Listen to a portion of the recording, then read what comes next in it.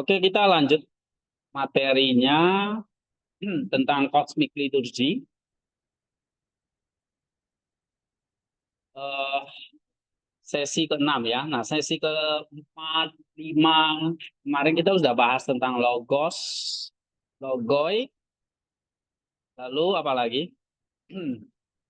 Eh, ini ya, penciptaan, gerak, tujuan, lalu kejatuhan manusia, terjadi disonansi kosmis. Nah, solusinya adalah Kristus yang berinkarnasi. Nah, ini solusinya karena dia adalah sang sintesis yang mengatasi 5 perpecahan kosmis. 5 perpecahan apa saja itu?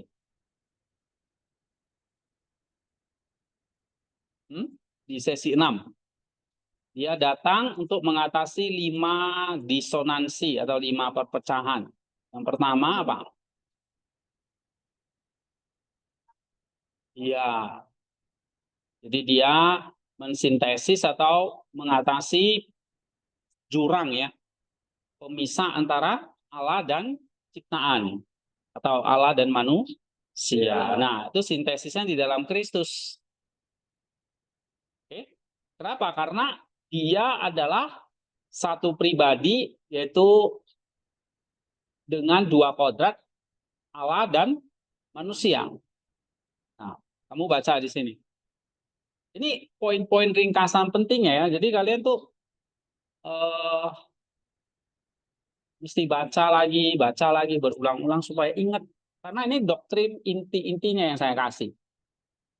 Ya. Nah, ini Cosmic Liturgy ini kan bukunya ratusan halaman. Ini saya ringkas jadi 30 halaman. Jadi poin-poin pentingnya. Nah, kalau 30 halamannya nggak diingat, ya kita nggak ingat apapun nanti. Oke, karena kalau mau bahas detail ya kita nggak punya waktu, sehingga saya ambil yang poin-poin pentingnya. Nah, misalnya ini, dia adalah pribadi, ya, atau hipostasis di sini.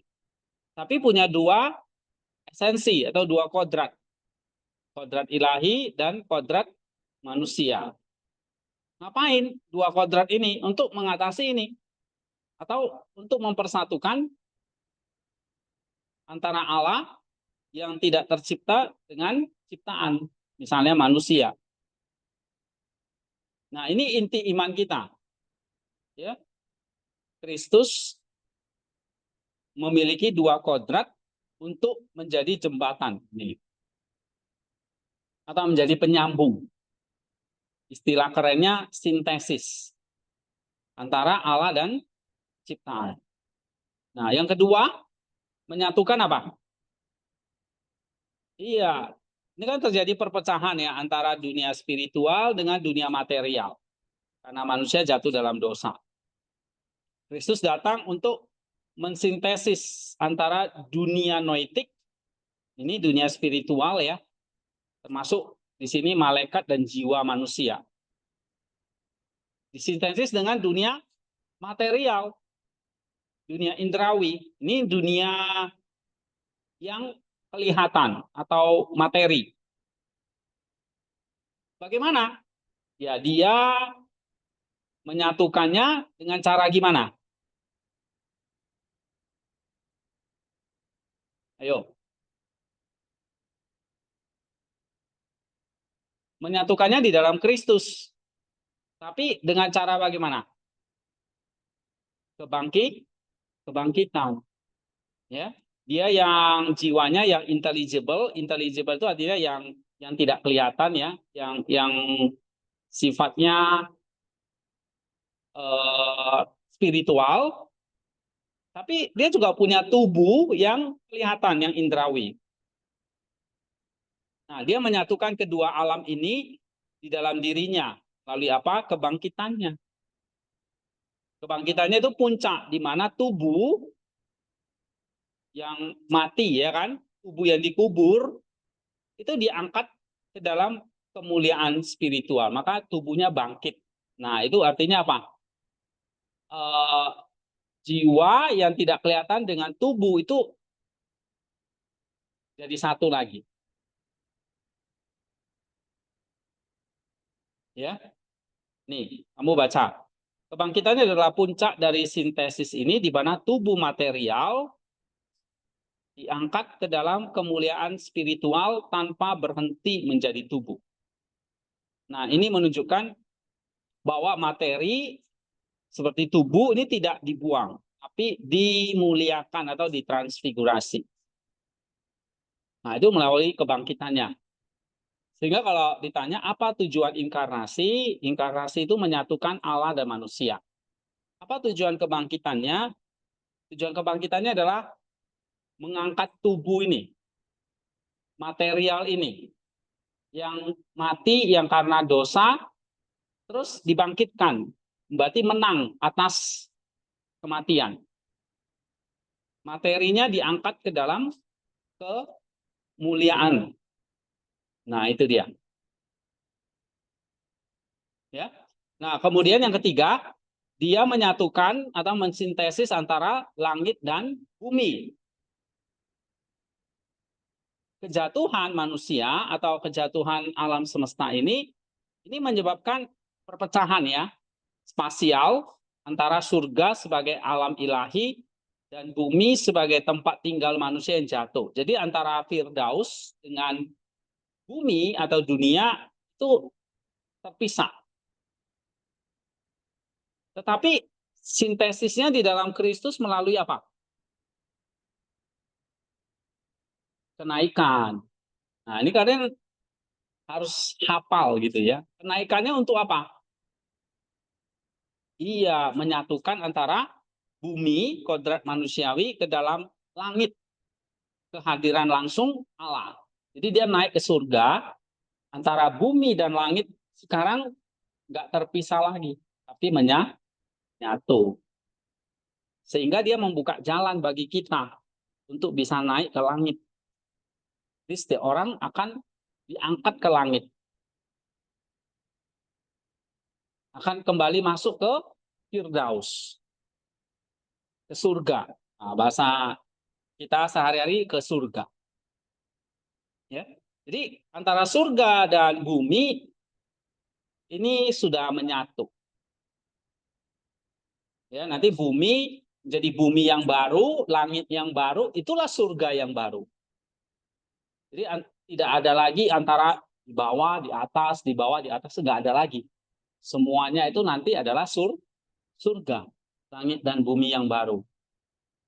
Ya, nanti setelah Kristus datang yang kedua kali. Nah, yang keempat, menyatukan antara Firdaus dan dunia yang dihuni. Ya, ini perpecahan historis antara keadaan Firdaus yang asli, maksudnya dunia ini jatuh, dunia ini terkutuk, ya manusia ditandai dengan kerja keras, penderitaan, kematian, ya. Nah,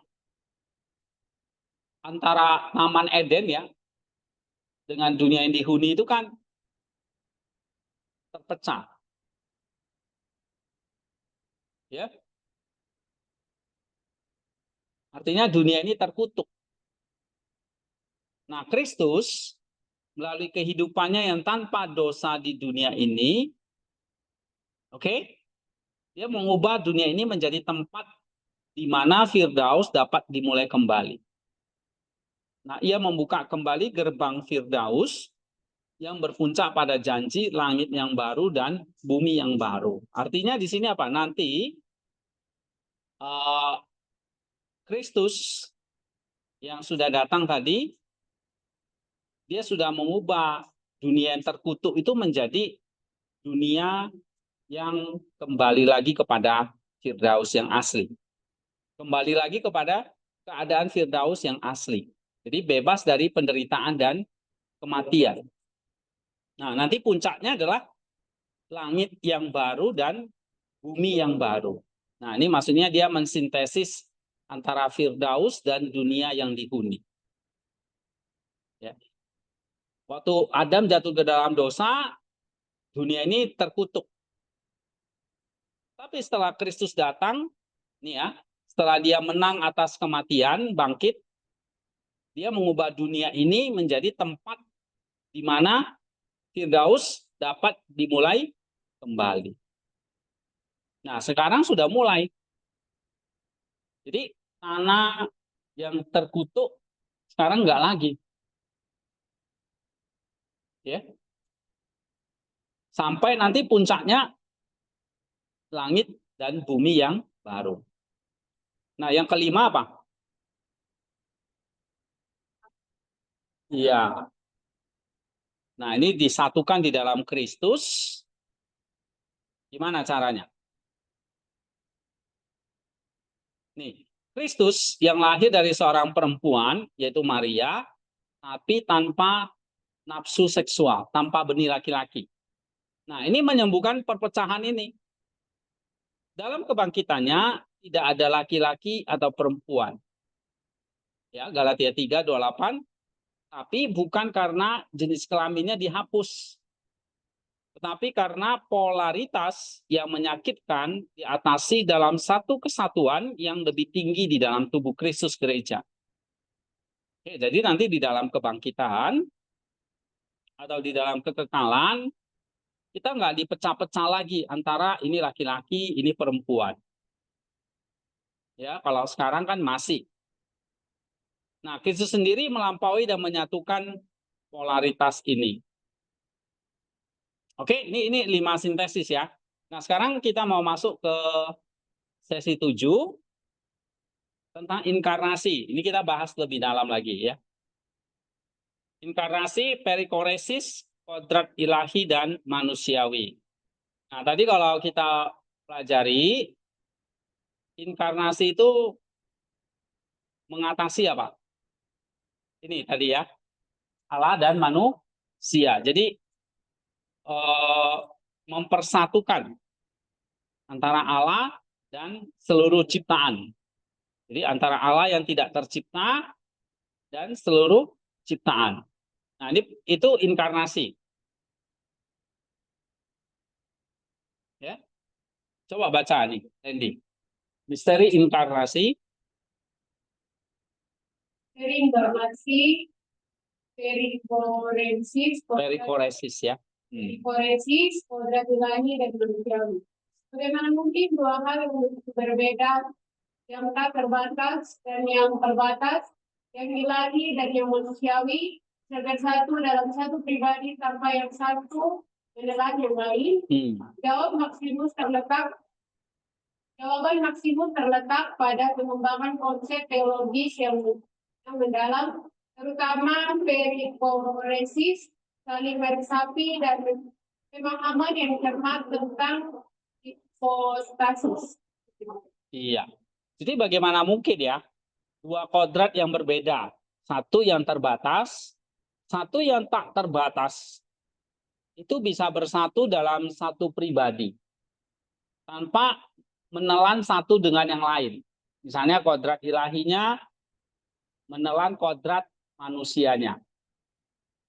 Karena kalau kita belajar sejarah gereja, banyak muncul ya bidat-bidat tentang masalah ini, tentang dua kodrat ini. Ada yang mengatakan kodrat ilahinya menang atas kodrat manusianya, sehingga itu ditelan. Nah, ini monofisit ini. Nestorian beda lagi. Ini Yesus punya dua pribadi, satu Allah, satu manusia, bukan satu pribadi, tapi dua. Karena Kristus punya dua kodrat. Nah, ini muncul ya. Tetapi pandangan kita apa? Kita percaya Kristus itu inkarnasi, rumusnya apa? Kristus itu apa? Satu pribadi yang memiliki dua kodrat. Tapi pertanyaannya, bagaimana dua kodrat yang satu terbatas, satu tidak terbatas itu bisa bersatu dalam satu pribadi? Kok bisa? Jawabannya apa? Nah, Maximus mengatakan apa? Ini dia pakai teori perikoresis. Perikoresis itu artinya saling meresapi. Dan satu lagi pakai teori tentang hipostasis. Jadi kodratnya saling meresapi, pribadinya hipostasis. Nah, kita perhatikan ya. Coba baca lagi. 7.1. Melampaui Nestorianisme. dan monofisis Ya. memahami kontribusi Maximus, kita perlu mengingat dua bidang kristologis utama yang dilawan. Iya. Dua bidang kristologi utama ya yang dilawan oleh Maximus. Yang pertama apa? Nestorian atau Nestorianisme. Terus baca. Lalu menekankan perbedaan antara pribadi ilahi dan manusiawi, sehingga seolah-olah ada dua pribadi dalam dirinya, pribadi ilahi sang logos dan pribadi manusia Yesus yang hanya bersatu secara moral atau relasional. Ini merusak kesatuan Kristus. Nah, pandangan Nestorian apa tuh? Nestorian itu inti pandangannya apa?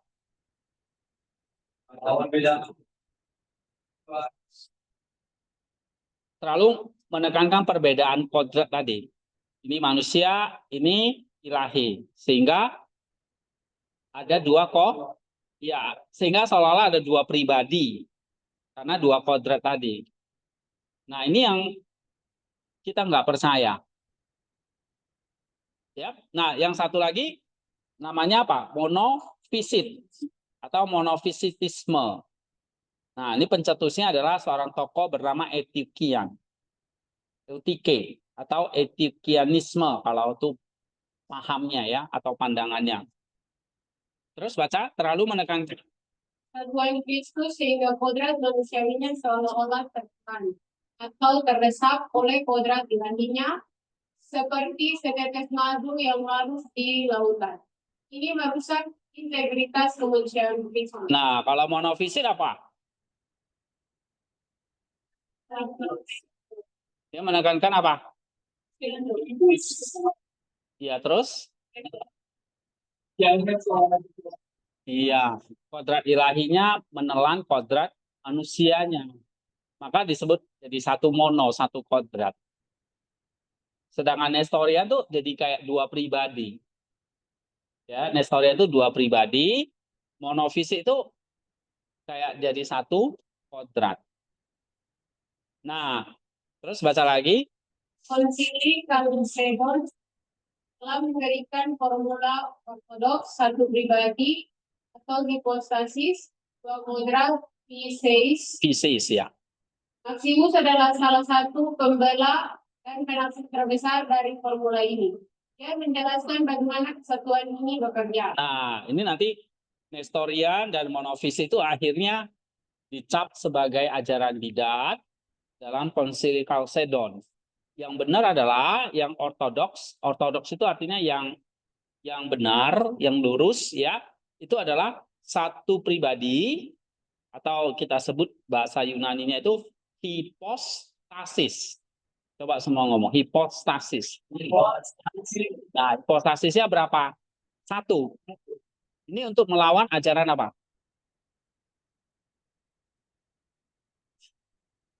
Nestorian, ya kan? Menentang ajaran Nestorian. Nestorian cenderung dia bilang dua pribadi. Terus satu pribadi yang punya dua kodrat. Nah, dua kodrat itu mau menentang ajaran apa? Monofisit. Monofisit bilang hanya ada satu kodrat. Karena manusiawinya tertelan, terisap gitu loh. Sama yang ilahi. Padahal enggak. Tetap dua kodrat.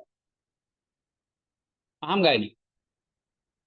Nggak paham, diketok ya. Oke. So, formula yang benar apa? Satu pribadi, dua kodrat. Atau dua kodrat dalam satu, dua fisis in one hypostasis. duo ya, dua atau two pieces in one hypostasis. Atau one hypostasis has two pieces. Satu pribadi punya dua kodrat atau dua kodrat dalam satu. Nah, ini yang kita pegang ya. Konsili Chalcedon tahun 451. Nah, Maximus ini adalah pembela formula ini.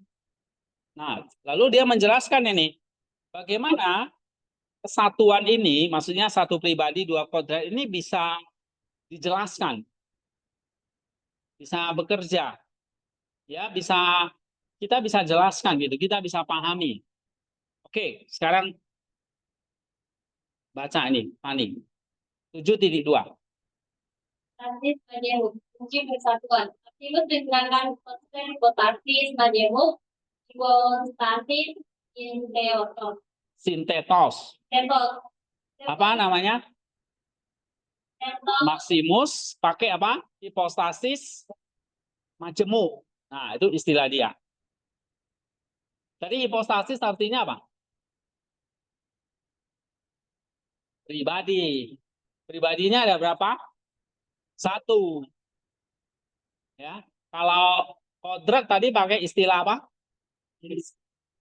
Pieces. Ya. Pieces. Ada berapa? Dua. Nah, dua itu untuk melawan monofisit. Tadi kalau satu pribadi itu melawan apa? Nestorian. Apa? Melawan bidat Nes. Nah. Oke, sekarang ada istilah lagi, hipostasis majemuk. Itu apa? Coba baca. Sebuah hipostasis pribadi adalah apa yang membuat sesuatu menjadi ini yang konkret dan individual. Anda bukan hanya kemanusiaan secara umum, Anda adalah pribadi yang unik. Iya, misalnya hipostasis majemuk itu maksudnya itu pribadi, ya, sesuatu yang konkret, individual, dan unik. Kayak kamu, ya manusia, pribadinya manusia. Oke? Randy, ya iya, secara umum manusia. Tapi ini pribadi yang berbeda. Itu poin satu ya. Yang kedua, Dalam kasus Kristus, hipotasisnya adalah pribadi kekal dari Sang Logos. nah, kalau Kristus pribadinya asalnya dari mana? Logos, yang firman Allah jadi manusia itu. Nah, itu kamu mesti ingat, kasus Kristus ini khusus. Kalau kita, ya kita pribadi yang unik aja manusia. Tapi bukan pribadi kekal dari Sang Logos. Ini hanya untuk kasus Kristus. Ya, lihat tuh, hipostasisnya adalah apa? Pribadi kekal dari Sang Logos. Terus? Pribadi kita yang menjadi subjek dan kedua kodrat. Nah, ingat, pribadi ini yang menjadi subjeknya dari dua kodrat, yaitu Allah dan manusia tadi. Terus? Tidak ada pribadi manusia yang terpisah yang kemudian diadopsi oleh Logos. Sebaliknya, Sang Logos mengambil kodrat manusia, segala sesuatu yang membuat manusia menjadi manusia, tubuh, jiwa, pikiran, kehendak, dan menjadikannya miliknya sendiri. Paham nggak ini?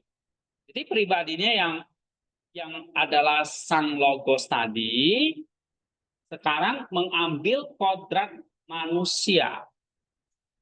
Berarti segala sesuatu yang membuat manusia itu menjadi manusia. Apa itu? Ya ada tubuh, jiwa, pikiran, kehendak, tidak bebas ya kan? Sama kayak kita. Kita punya tubuh, kita punya jiwa, kita punya pikiran, kita punya kehendak bebas.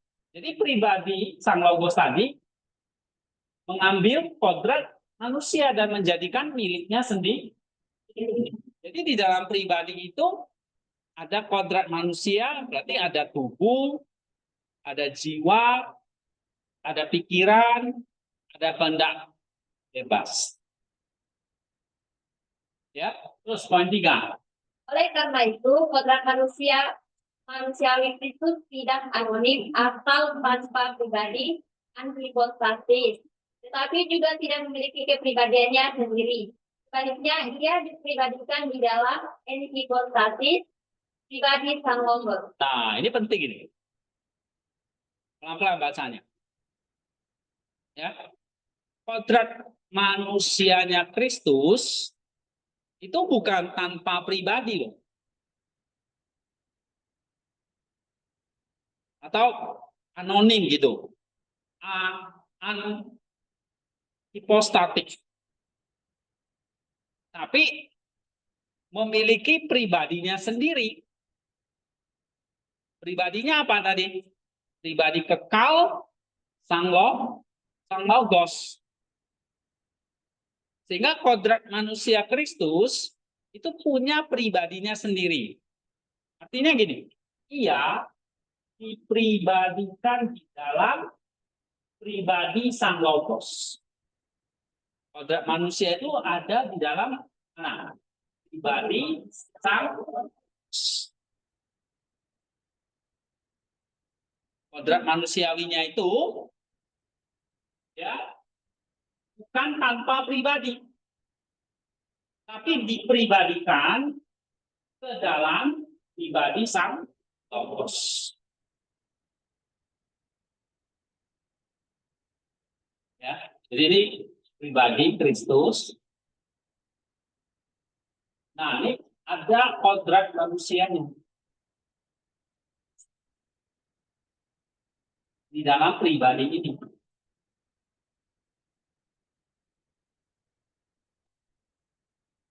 Sehingga kodrat manusianya itu bukan tanpa pribadi, tapi ada di dalam pribadi sang logos.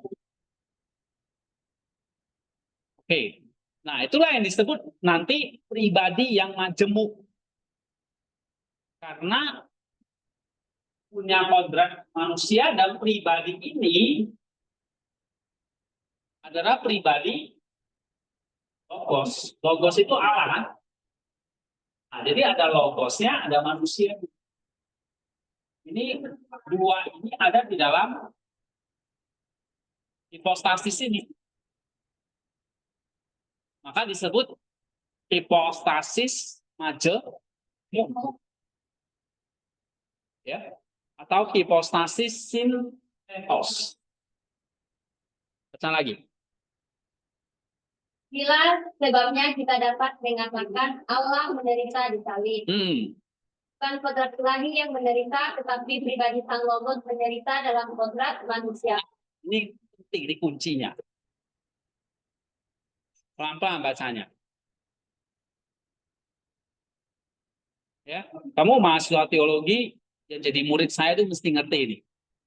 Kalau nggak ngerti bukan murid saya, murid setan. Ya, ini penting ini sekali. Allah menderita di salib. Kita bisa ngomong gitu nggak? Bisa, tapi dalam pengertian apa? Allah menderita, pribadinya menderita nggak? Disalib nggak? Disalib. Jangan kamu bilang ini bayangan, ini cuma khayalan murid, ini nggak benar-benar terjadi. Enggak, ini dia pribadi benar-benar disalib. Berarti kita bisa mengatakan Allah disalib. Karena ini pribadi sang logos. Tapi ada tapinya ini. Yang lebih tepat kita ngomong ini. Bukan kodrat ilahinya yang menderita atau yang sakit gitu ya. Tapi apa? Pribadi sang logos menderita dalam kok bisa? Karena tadi pribadinya majemuk. Jadi yang menderita apa? Kodrat manusia. Makanya Allah bisa sakit? Enggak. Ya, Nenong. Ngantuk-ngantuk. Ya, ngantuk. Benturkan kepala di pen. Oke. Berarti kalau saya tanya, apakah Allah menderita di salib? Pribadinya dalam kodrat manusia. Oke, coba baca lagi. Demikian pula kita dapat mengatakan manusia Yesus ada sebelum Abraham. Karena pribadi yang sama yang adalah Yesus dari Nazaret adalah Sang Logos yang kekal. Iya. Jadi kalau kita bisa mengatakan nggak, kok di PL itu sudah ada Yesus itu sudah ada, gak usah PL lah ya, kan kalau di dalam Injil Yohanes itu dikatakan di mana aku ada sebelum Abraham.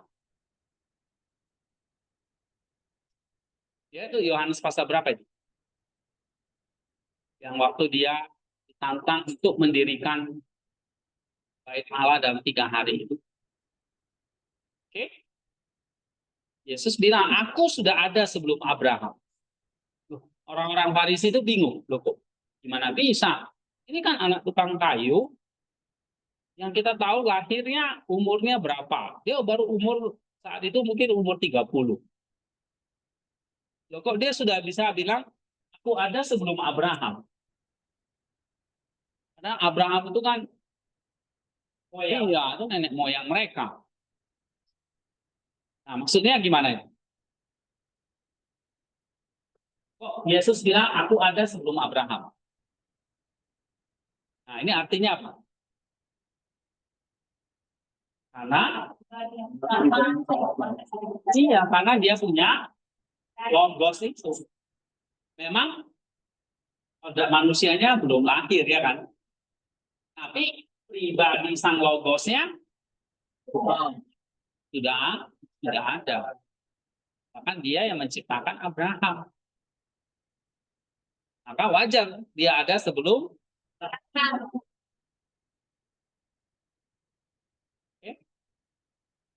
Itu poin 72. Ada yang mau tanya nggak?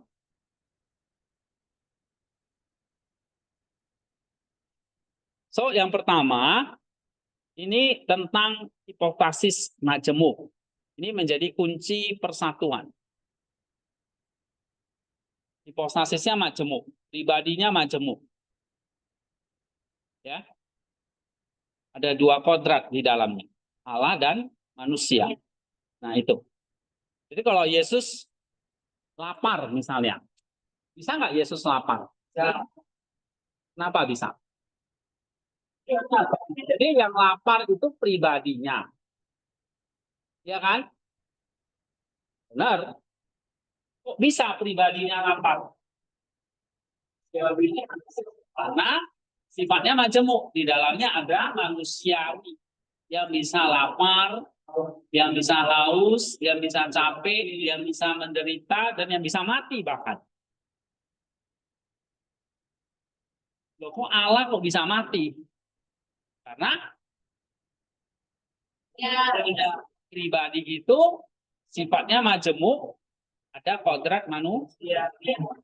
Maka Yesus itu kalau kamu baca di kitab Injil ya, atau Yohanes, itu ada dia bisa marah, ya kan? Dia bisa jalan-jalan, dia bisa mengusir setan, dia bisa capek, dia bisa haus, dia makan juga, minum, begitu. Karena ada kodrat manusia. Berarti pribadi itu punya tubuh nggak? Kok punya tubuh? Karena manusia. Kalau Allah punya tubuh?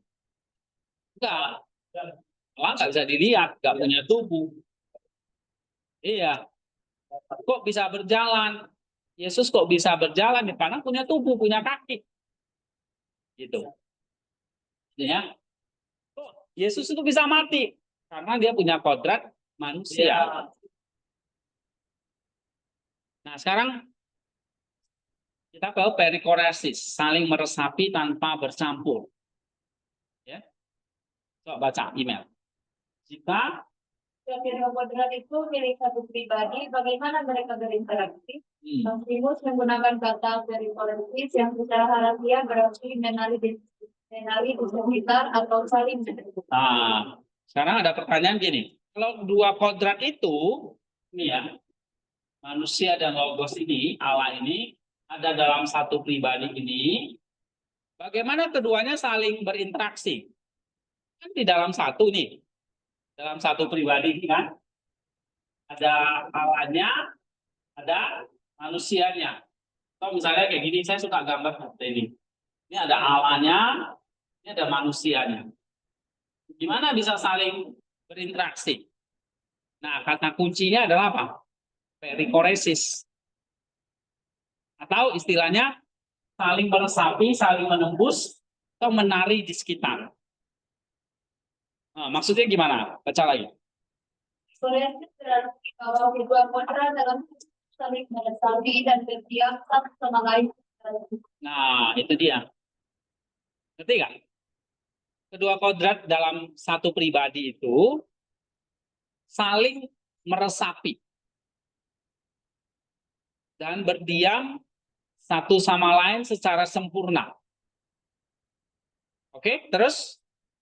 Nah, kesatuan pribadi, energi, dan atribut dari kodrat ilahi dapat berkomunikasi dengan kodrat manusiawi dan sebaliknya tanpa kodrat itu sendiri berupa atau Iya, jadi saling menari gitu ya, saling apa?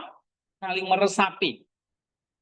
Bukan berarti ini Allah jadi manusia, manusia jadi Allah terus akur ini hilang. Nah ini yang kita nggak percaya.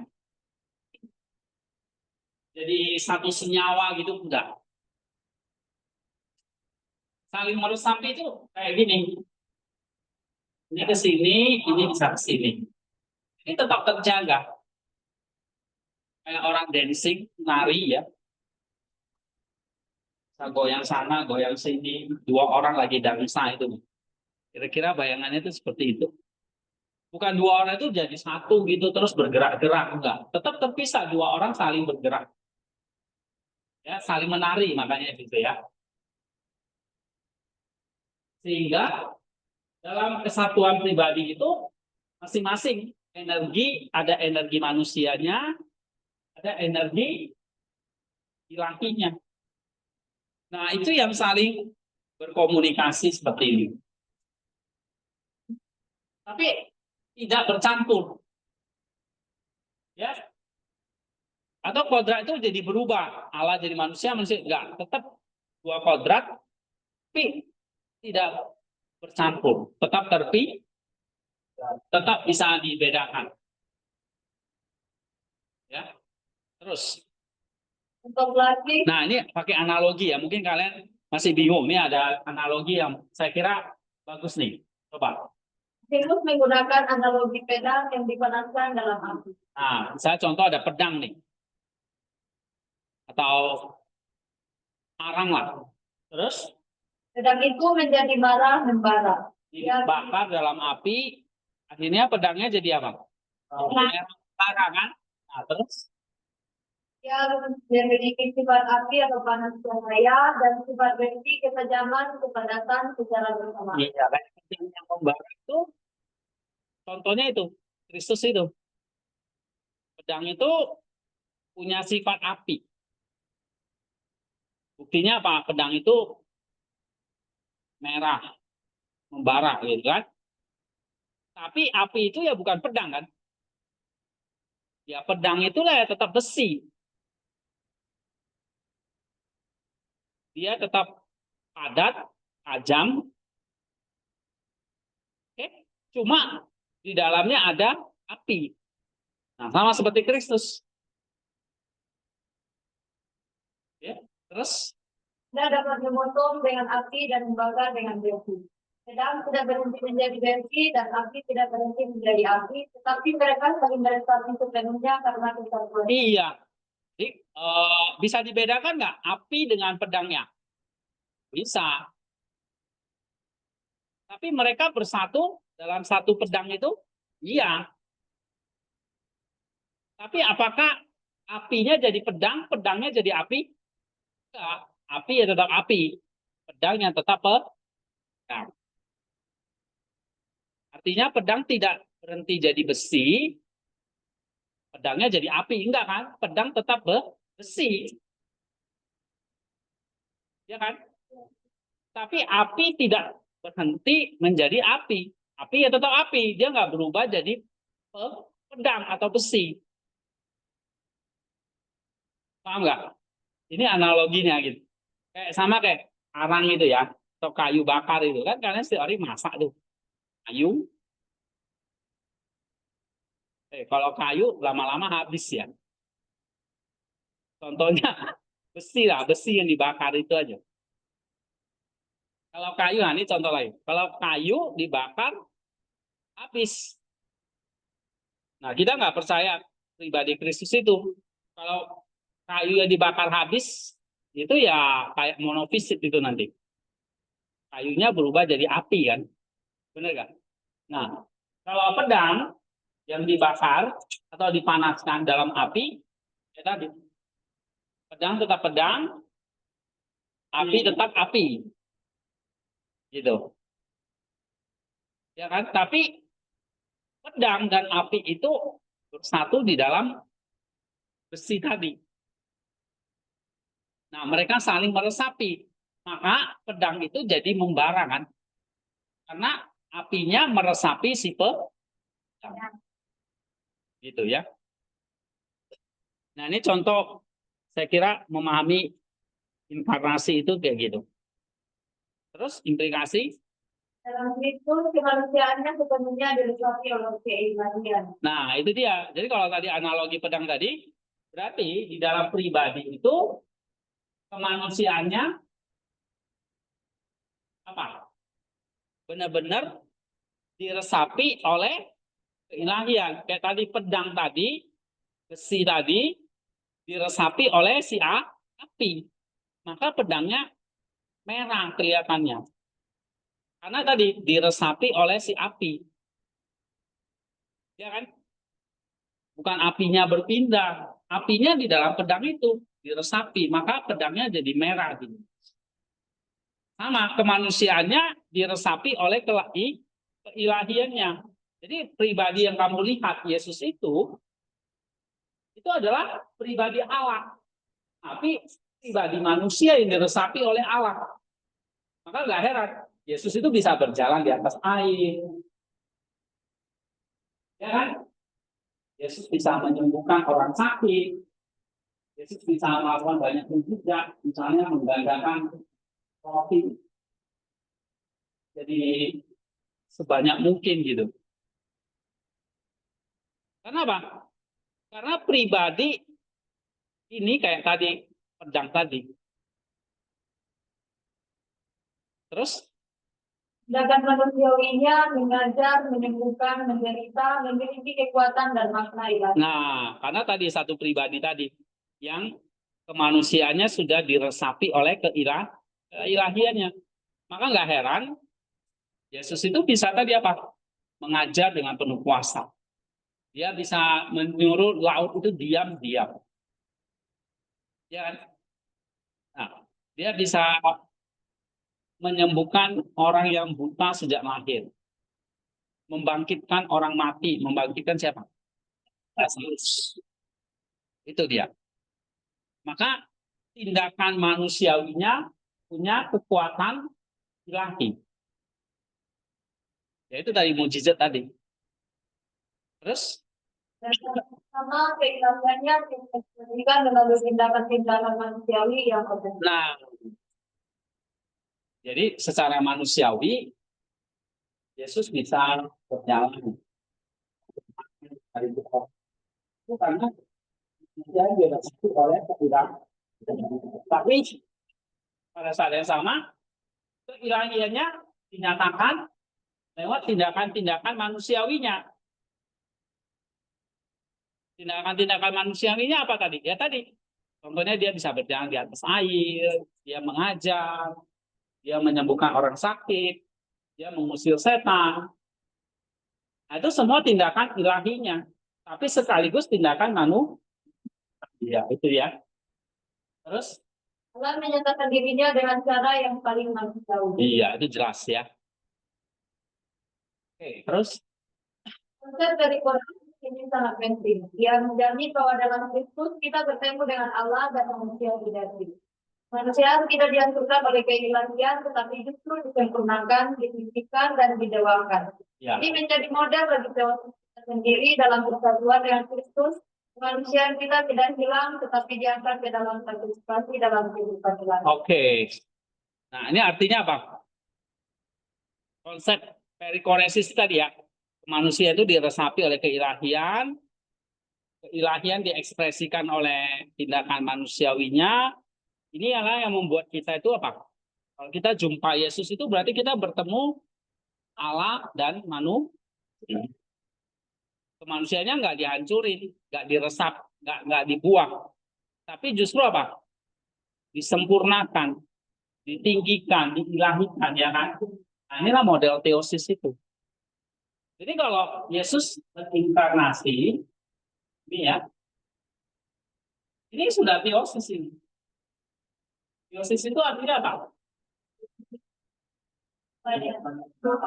Manusia jadi Allah kan? Manusia jadi serupa Allah. Ya ini teosis. Kamu lihat Yesus manusia, tapi sekaligus Allah. Kamu dia lihat Allah, tapi ya manusia. Dia manusia, ya Allah. Cuma itu. Oke. Nah, ini model bagi teosis kita sendiri ya.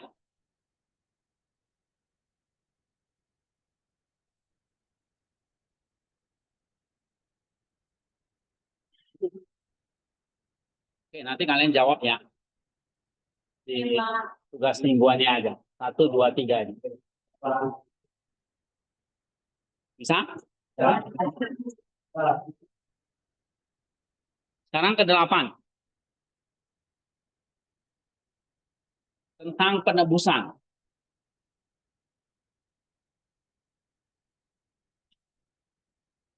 Coba baca Marina.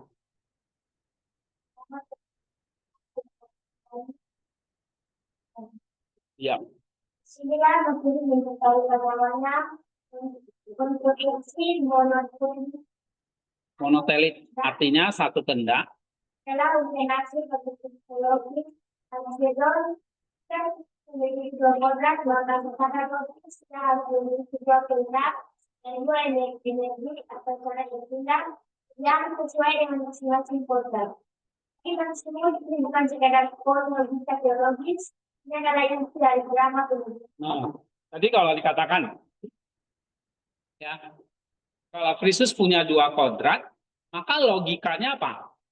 Punya dua kehendak atau dua energi. Apa itu? Kehendak Allah, kehendak manusianya kan?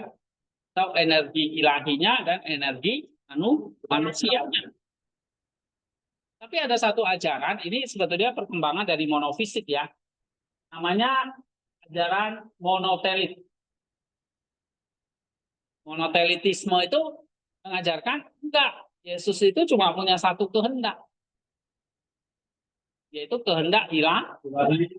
Kehendak manusianya tertelan, kayak terisap gitu loh. Bukan saling meresapi, enggak, tapi terisap di dalam kehendak ilahinya. Sehingga pribadi Yesus itu cuma punya satu kehendak, bukan dua kehendak. Nah, kalau satu kehendak ini berarti paham apa? Monotelitisme. Nah, ini istilahnya kamu mesti ngerti, monotelitisme. Artinya Yesus itu, pribadi Yesus itu cuma punya satu kehendak dalam pribadinya, yaitu kehendak ilahi. Nah, sedangkan Maximus membantah itu. Bahkan dia harus mempertaruhkan nyawanya ya. Dia tangannya dipotong, lidahnya dipotong, demi mempertahankan ajaran dua kehendak ini. Ya, 2 minggu lalu kan kita udah bahas. Nah, dia mau mempertahankan dua kehendak ini. Bukan monotelitisme, tapi duotelitisme. Sehingga pribadi Kristen atau Hipokampus ini punya dua kehendak, bukan satu. Yaitu apa? Allah dan manusia. Ya, bukan cuma kehendak ilahi doang. Nah, tapi dia mengatakan dua kehendak ini penting. Ini menjadi inti dari drama penebusan. Ya, penebusan. Nah, ini kita sekarang belajar tentang kematian dan kebangkitan Kristus ini atau penebusan ini. Coba baca lagi. Sekian jangan dibahas dari lima dosa ada pada dalam kehidupan yang pilihan dan membuat tindak manusianya bertentangan dengan kehendak Allah. Oke, jadi Adam punya yang namanya apa? Kehendak bebas atau kehendak namanya kehendak pilihan, gnomik. Ya, istilahnya apa? Kehendak gnomik. Ini kehendak manusia. Nah, itu yang dipakai oleh Adam ketika dia jatuh dalam dosa. Artinya kehendaknya dipakai bertentangan dengan kehendak Allah. Allah bilang jangan makan buah itu. Tapi Adam makan. Berarti kehendaknya bertentang. Nah, itulah dosa. Terus, Dan Tuhan adalah drama kita. nah, bagi Maximus mengatakan kejatuhan Adam ini drama kehendak. Kenapa kok disebut drama? Karena jadi konflik. Kehendak genomiknya Adam bertentangan dengan kehendak Allah.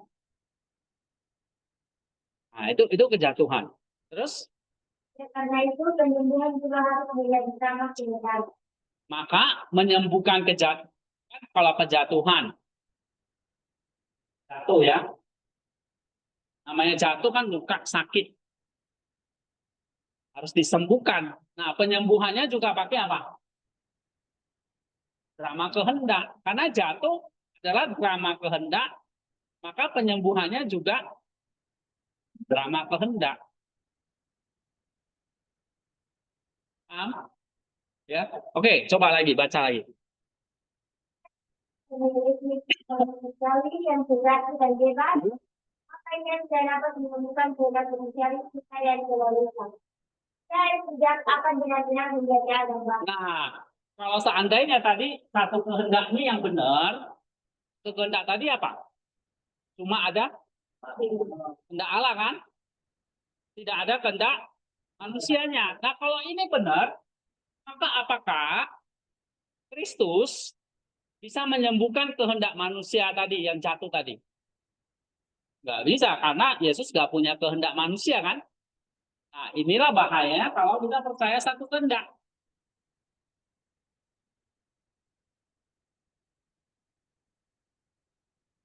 Karena kalau cuma satu kehendak, berarti nggak ada kehendak manusiawinya, berarti ya belum disembuhkan.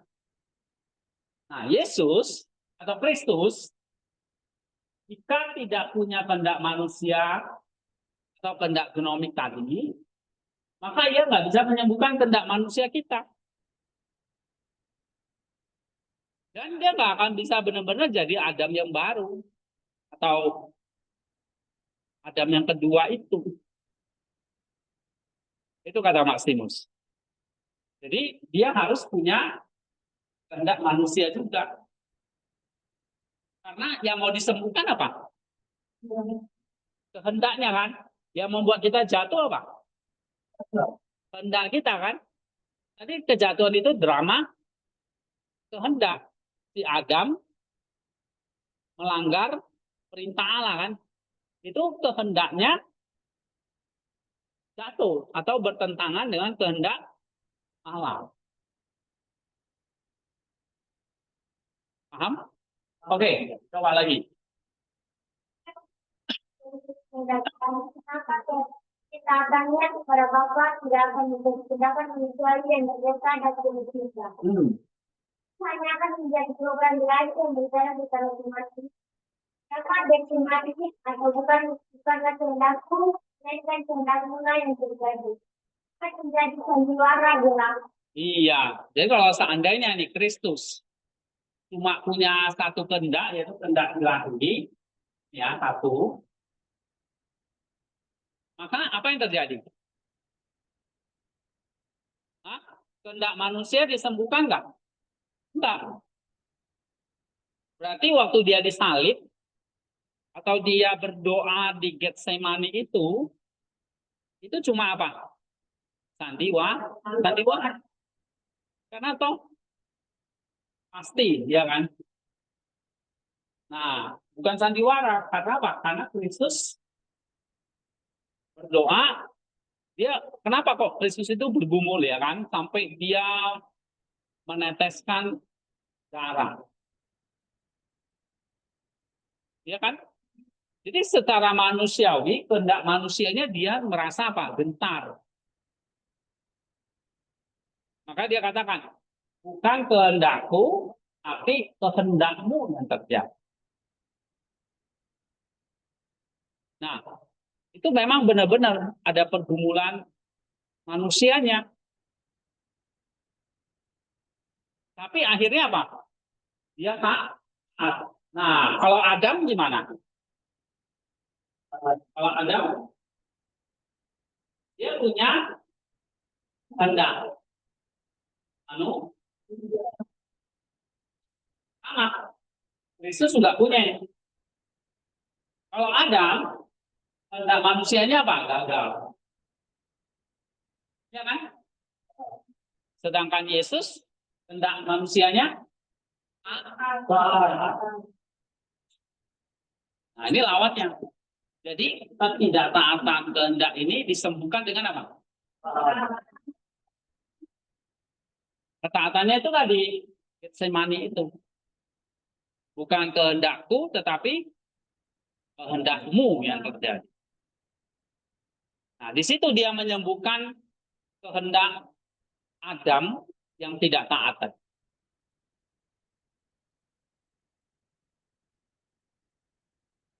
Paham ini? Ya. Nah, terus baca lagi. Tegaskan bahwa Kristus menjadi dan sama dengan Bapa yang bersyukur selalu memberikan kebaikan dan keselamatan. Jadi Kristus punya kehendak ilahi. Kehendak ilahinya pasti apa? Kehendak yang sama dengan Bapa dan Roh Kudus. Yang selalu menghendaki keselamatan, kebaikan buat semua dunia. Tapi dia juga punya apa? Iya, dalam dirinya juga punya kehendak manusia alamiah. Sama kayak kita. Sama kayak Adam. Nah, bahasa Yunaninya apa tuh? Telema fisikon. Fisikon itu artinya kehendak alamiah. Ini semua manusia punya. Yang namanya manusia punya. Oke? Telema itu artinya kehendak. Jadi kehendak alamiah. Apa itu? Baca. Kehendak yang dimiliki oleh kodrat manusianya, kehendak ini seperti kehendak alamiah dan sebagainya. Iya, ini kehendak alamiah Adam sebelum jatuh. Makanya disebut alamiah, masih natural. Terus Cara inherent merindukan apa yang baik dan menolak apa yang bertentangan dengan kodrat atau seperti penderitaan dan sebagainya. iya. Jadi Kristus dia mewarisi kehendak alamiah. Karena dia juga manusia yang dia ambil dari Maria. Tapi kehendak alamiahnya itu tanpa dinodai oleh dosa. Kenapa? Karena Yesus lahir dari benih perempuan tanpa laki-laki. Adam lahir dari apa? Adam lahir dari mana? Dari seorang perempuan? Enggak. Adam dicipta dan lahir. Dia dicipta dari debu dan tanah, lalu dihembuskan nafas. Jadi Adam lahir dari seorang bapak, yaitu Allah, tanpa ibu. Sedangkan Kristus lahir dari seorang ibu tanpa bapak. Jadi sama-sama alamiah. Kalau kita enggak, kita lahir dari ibu dan bapak. Jadi tidak lagi punya yang namanya telema fisikon. Karena kita mewarisi kehendak orang tua kita yang sebetulnya sudah tidak alamiah. Karena sudah jatuh tadi. Kehendaknya sudah jatuh. Orang tua kita itu semua berdosa.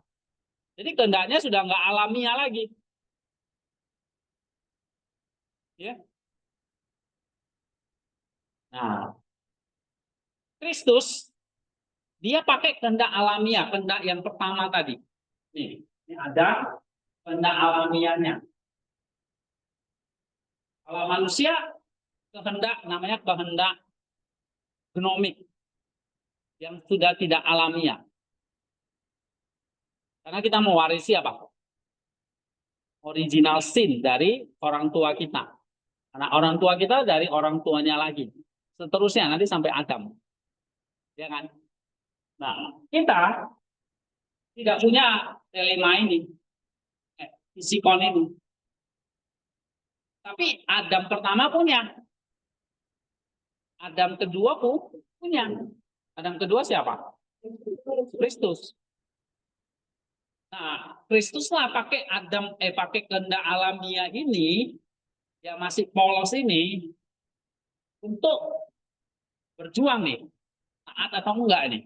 Sama kayak Adam pertama kan, dia pakai kehendak alamiah enggak?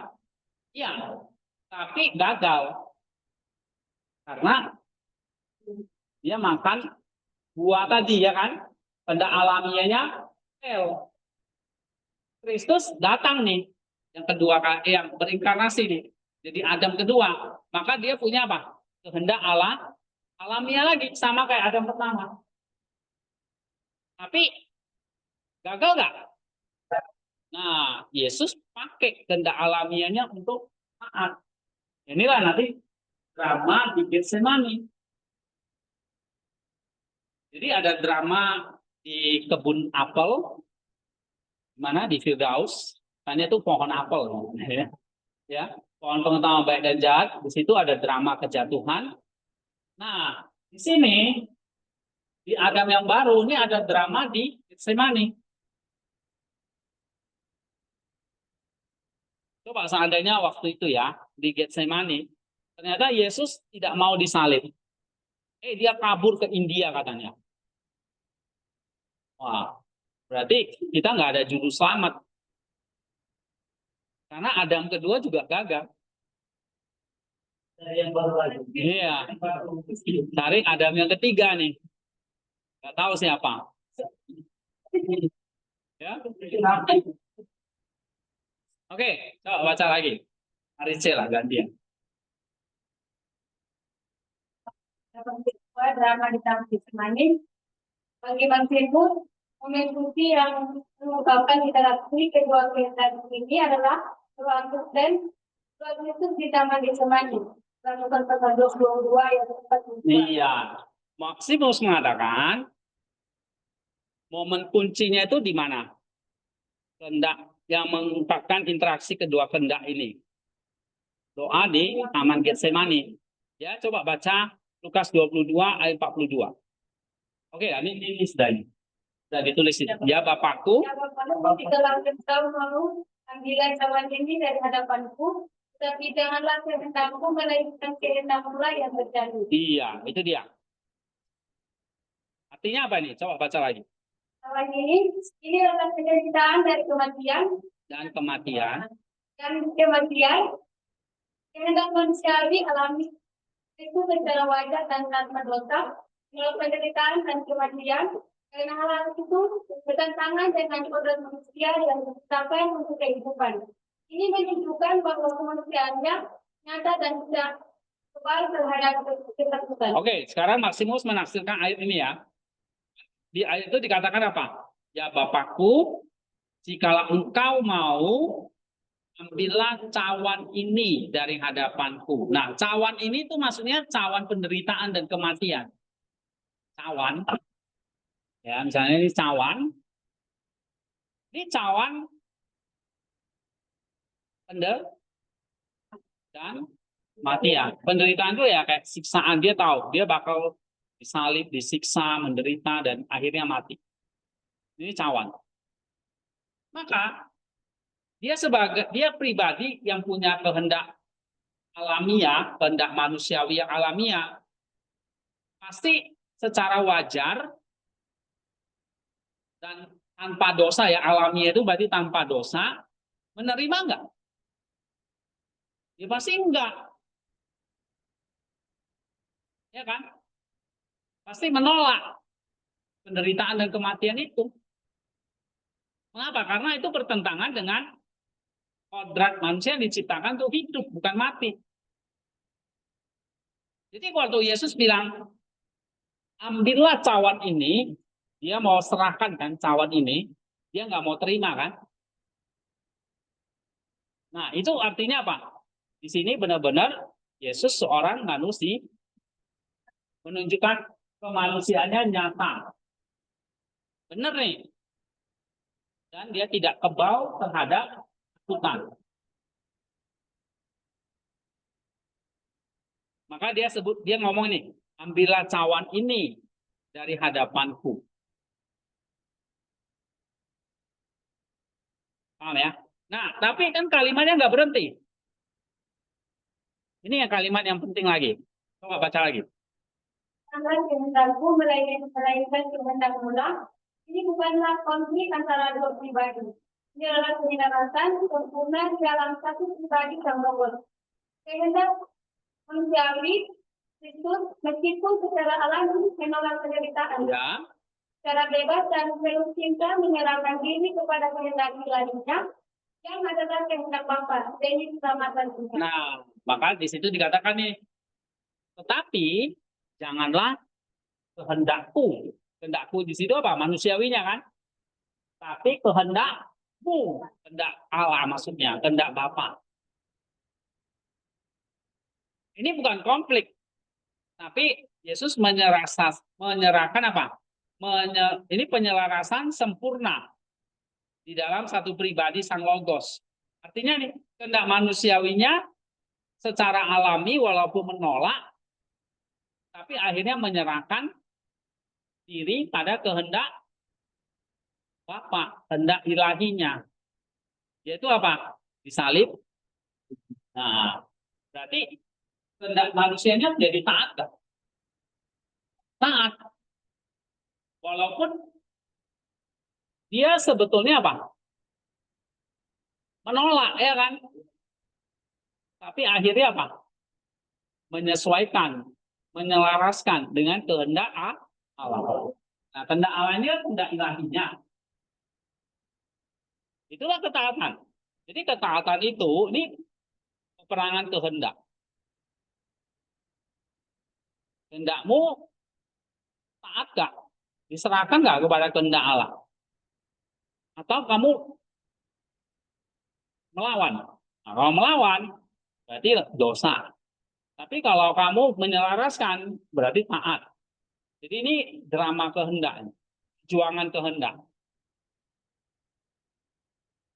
Kayak Kristus di Taman Getsemani itu. Ya, coba baca lagi. Dalam tindakan ini membalikkan ketaatan Adam. Nah, jadi dia membalikkan apa? Adam yang alamiah ini hancur karena tidak taat. Sekarang dibalikkan sama Kristus, jadi taat. Itulah kematian dia mengalahkan dosa, mengalahkan ketidaktaatan Adam. Ya, penyalipannya Getsemani itu mengalahkan ketidaktaatan Adam. Terus Adam selama bertahun menggunakan kehendaknya untuk memilih dirinya sendiri daripada Allah.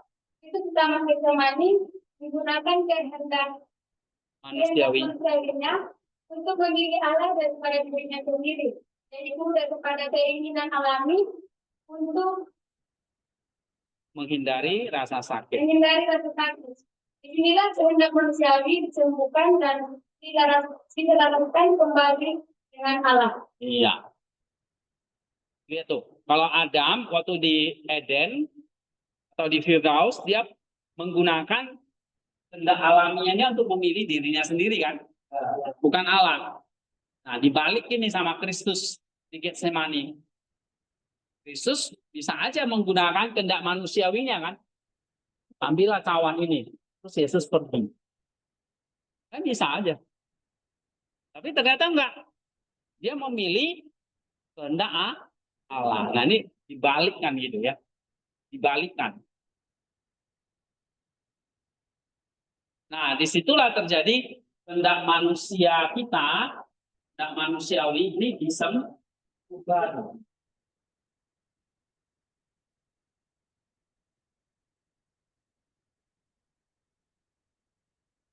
Diselaraskan kembali dengan kehendak Allah. Oke, coba baca Andro 8.3. Tidak adanya kehendak logik pada Kristus. Satu poin penting yang ditekankan adalah bahwa Kristus tidak memiliki kehendak logik. Nah, tadi ini. Jadi ada kehendak alamiah, satu lagi ada istilah apa? Gnomik. Jadi kita harus bedakan. Kehendak alamiah itu hanya dua orang yang punya. Yaitu Adam pertama, Adam kedua. Kita semua punya nggak? Enggak. Kita hanya punya kehendak gnomik. Kehendak alamiah sudah disembuhkan belum? Sudah. Lewat ketaatan Kristus di Getsemani tadi. Tapi kehendak gnomiknya disembuhkan nggak? Nah, ini perjuangan kita. Kristus nggak menyembuhkan itu. Kenapa? Karena Yesus tidak punya kehendak. Yesus nggak punya kehendak genomik. Maka Yesus nggak menyembuhkan kehendak bebas kita. Kamu mau berdosa hari ini juga bisa. Di tengah kamu ibadah, kamu berdoa, kamu berdosa juga bisa. Ya kan? Nah, begitu. Coba baca lagi. Kenapa? Karena kehendak logik pilihan relatif sifatkan keraguan, ketidaktahuan dan kemungkinan untuk kepentingan yang Iya. Jadi Yesus, kenapa kok tidak punya kehendak genomik?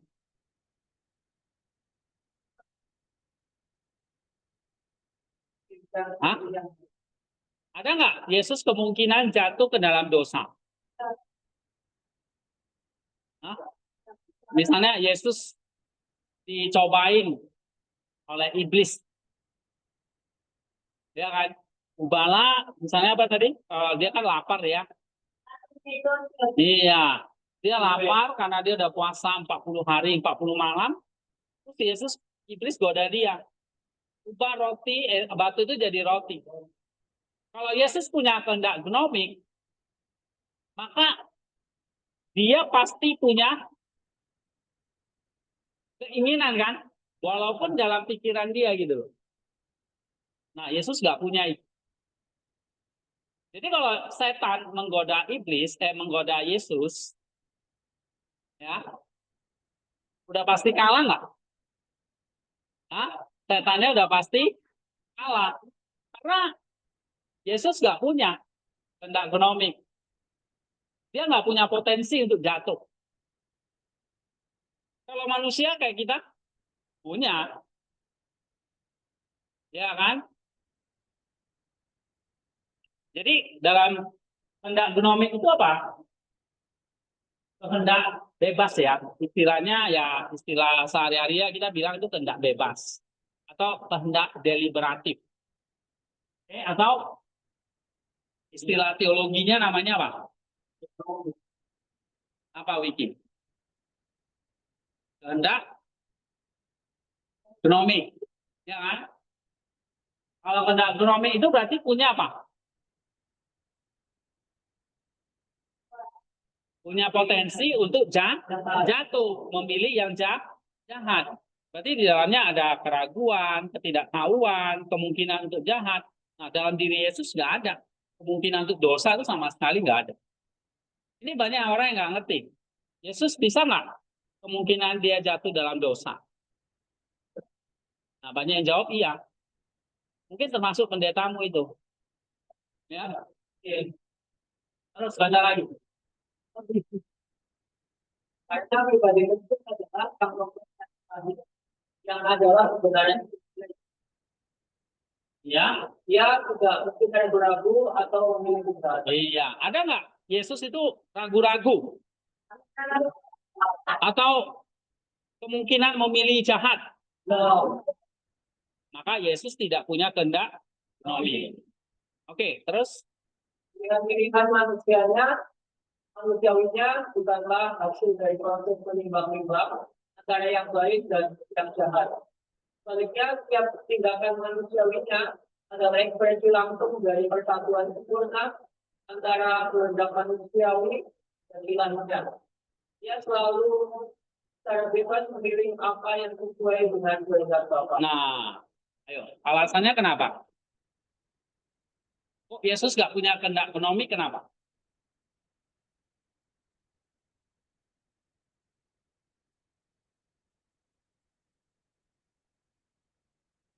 Ini udah baca itu.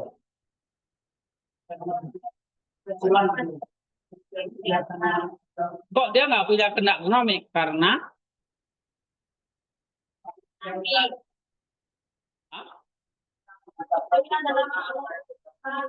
itu jawabannya. Pilihan-pilihan manusiawinya, misalnya dia memilih untuk menyembuhkan atau tidak menyembuhkan, dia memilih bahkan di mana tuh? Di bait Allah dia pernah marah. Itu bukan hasil dari menimbang antara baik dan jahat. Kalau kita kan iya ya. Misalnya kita mau masuk paku itu kan kita nimbang baik buruknya. Jadi kalau saya dipilih baik jahat ya. Kalau nggak jadi lah karena jahat. Kan selalu ada pertimbangan moral baik dan jahat. Dalam kritis nggak punya pertimbangan moral atau gimana. Jadi pilihan-pilihan dia Pak. Pilihan-pilihan dia itu bukan hasil menimbang-nimbang antara baik dan jahat. Ya, tapi sebaliknya tindakan manusiawinya Pak. Nah,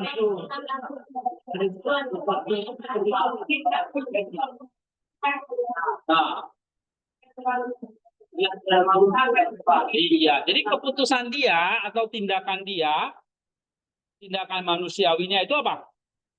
Ekspresi langsung dari persatuan sempurna antara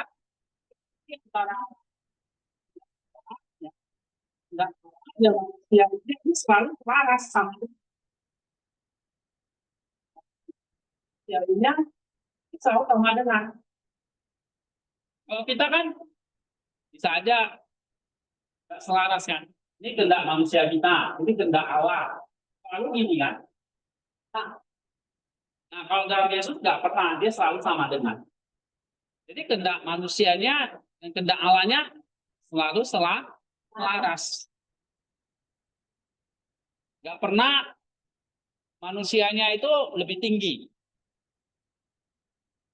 Nah, kalau kita kan selalu gitu.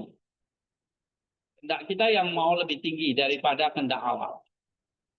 Ya, itu namanya selaras. Oke, tapi apakah ini mengurangi kebebasannya? Kalau selalu selaras, jadi pikiran kita manusiawi kan gini. Kalau Yesus tidak bisa tidak berdosa, ya tidak mungkin berdosa, berarti dia nggak ada kebebasan dong. Nah, Maximus jelaskan lagi. Coba baca. Ini tidak mengurangi kebebasannya. Nah, ini tidak mengurangi kebebasannya. Kenapa? Sebaliknya, ini adalah kebebasan yang sempurna. Kemampuan untuk selalu dan tanpa kebetulan memilih apa yang benar-benar baik. Iya, justru ini kebebasan yang sempurna.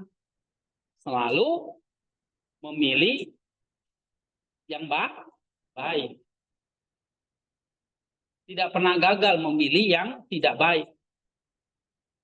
Gitu. Terus Kebebasan kita yang genomik adalah kebebasan yang belum sempurna dan radikal. Kebebasan Kristus adalah kebebasan yang sehat dan telah mencapai tujuannya. iya, justru kebebasan kita inilah kebebasan yang belum sempurna. Kenapa? Karena kita bisa aja memilih yang jahat. Bahkan mungkin lebih besar ya. Coba kamu sehari ini lah. Sudah berapa dosa yang kamu kerjakan? Aku kan. Karena apa? Kebebasan kita sifatnya genomik. Belum sempurna. Terus, Kita mempertahankan dua kehendak dalam Kristus. Maksimus tidak hanya mengamankan di tahun sebelumnya, tapi juga memberikan dasar bagi pemahaman yang mendalam tentang bagaimana keselamatan bekerja. Keselamatan adalah penyembuhan dan pengangkatan kehendak Tuhan yang dimungkinkan karena Kristus telah terlebih dahulu menjalani beberapa kehendak ini dalam kemanusiaan. iya. Jadi kalau kita lihat di sini, anak Kristus sudah ya mempertahankan dua kehendak ini. Berarti dia sudah memberikan apa? Keselamatan. Tadi di Getsemani itu dia sudah memberikan keselamatan. Kehendaknya sudah taat total kepada Allah. Berarti keselamatan itu apa? Hah? Keselamatan itu apa? Iya, menyembuhkan kehendak alamiah yang gagal. Disembuhkan. Penyembuhan dan pengangkatan kehendak kita yang dimungkinkan karena Kristus telah terlebih dahulu menjalani drama kehendak ini. Nah, sekarang Pak, bagaimana kehendak genomik saya ini? Nah, inilah yang harus diubah menjadi alamiah. Gimana mengubah kehendak genomik menjadi alamiah? Nah, tadi ini kebebasan yang sempurna. Genomik kita kan belum sempurna nih. Gimana caranya supaya sempurna? Ya sama seperti Kristus. Taat. Jadi kalau ada kehendak kita nih, kehendak genomik kita nih, kita bisa pilih baik dan jahat. Nah, sekarang harus pilih ya. Kita harus pilih. Nah, ini ya kehendak kita itu disempurnakan. Jadi untuk melawan dosa itu ya ketaatan. Nah, kalau kita sedang mengerjakan keselamatan, berarti ya kita sedang namanya jalani proses menyembuhkan kehendak.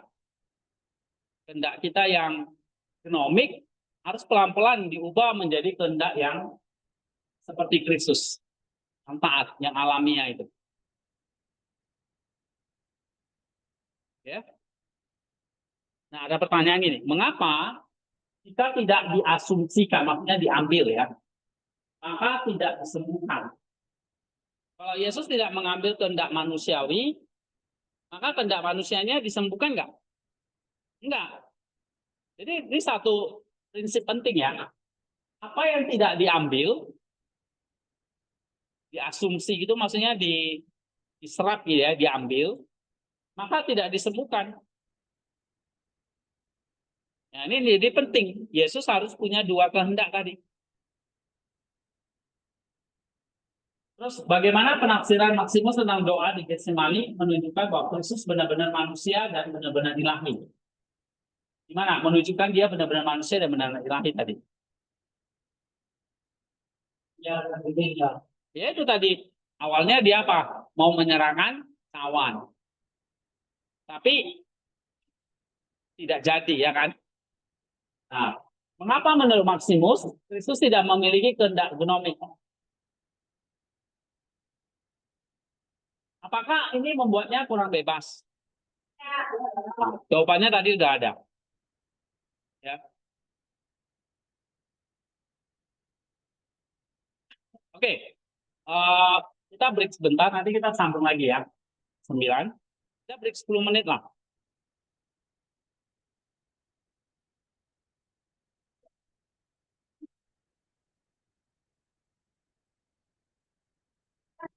Ya.